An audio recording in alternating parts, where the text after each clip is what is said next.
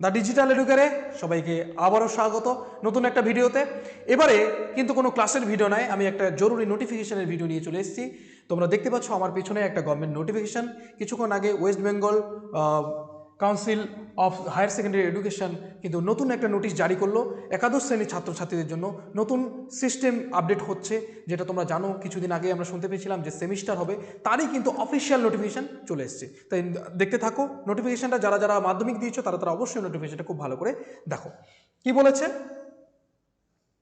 যে on behalf of West Bengal Council of Higher Secondary Education, we are glad to announce that the School Education Department, Government of West Bengal has given us the permission by memo এত নম্বর date 6/3/24 আজকেই কিছুক্ষণ আগে to introduce the semester system at the higher secondary level from the academic session 2024-25। এই 2024-25 session থেকেই কিন্তু তোমাদের semester system শুরু হয়ে গেল হায়ার সেকেন্ডারি লেভেলে ফর ক্লাস 11।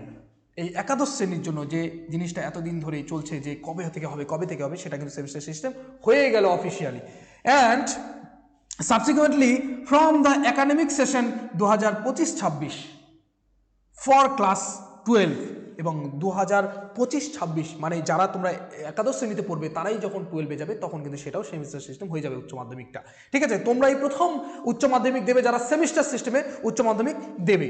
তারপরে দেখো বলেছে কি, the detailed syllabus and semester wise implementation strategy will be uploaded soon.